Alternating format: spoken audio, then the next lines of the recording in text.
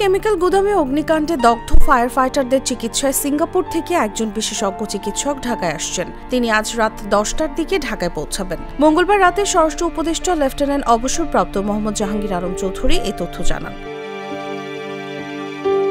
মঙ্গলবার রাতে fire service ও civil defence হেডকোয়ার্টারে নিহত ফায়ার ফাইটার শামীম আহমেদের জানাজা শেষে তিনি এ তথ্য জানান। এর আগে এদিন বিকেলে জাতীয় বার্নো প্লাস্টিক সার্জারি ইনস্টিটিউটে শেষ নিঃশ্বাস ত্যাগ করেন ওই গুদামের দগ্ধ ফায়ার ফাইটার শামীম আহমেদ। গুদামের আগুন নিয়ন্ত্রণ করতে গিয়ে তিনি শতভাগ দগ্ধ হন।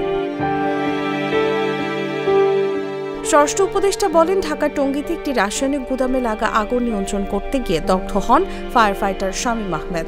মঙ্গলবার বিকেলে তিনি চিকিৎসাধীন অবস্থায় মারা যান। তিনি দগ্ধ ছিলেন শতভাগ। আরও 3 জন জাতীয় বার্নো প্লাস্টিক সার্জারি ইনস্টিটিউটে ভর্তি আছেন। এর মধ্যে একজনের শারীরিক অবস্থা খারাপ। মোহাম্মদ জাহাঙ্গীর আলম চৌধুরী বলেন, প্রাথমিকভাবে নিহত ফায়ার ফাইটার শামীম আহমেদের পরিবারকে ভালো অর্থায়ন করা হচ্ছে। শামীমের জন্য সবাই দোয়া করবেন। তিনি কর্তব্যকালীন জীবন দিয়েছেন। ফায়ার ফাইটার শামীম আহমেদের জানাজায় আরও অংশ নেন ফায়ার সার্ভিসের মহাপরিচালক brigadier general Mohammad Zahed Kamal, fire সার্ভিসের কর্মকর্তা কর্মচারী এবং নিহতের পরিবার।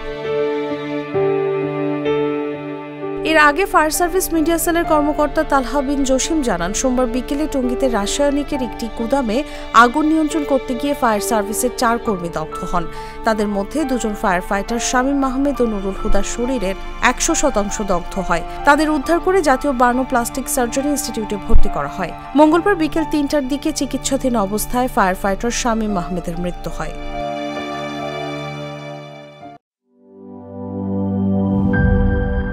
বান্ডেল থাকলে প্রতি সেনমানিতে টাকা বাঁচবে। বিকাশ সেনমানি বান্ডেল কিনে জিতুন প্রতি লেনদেনে।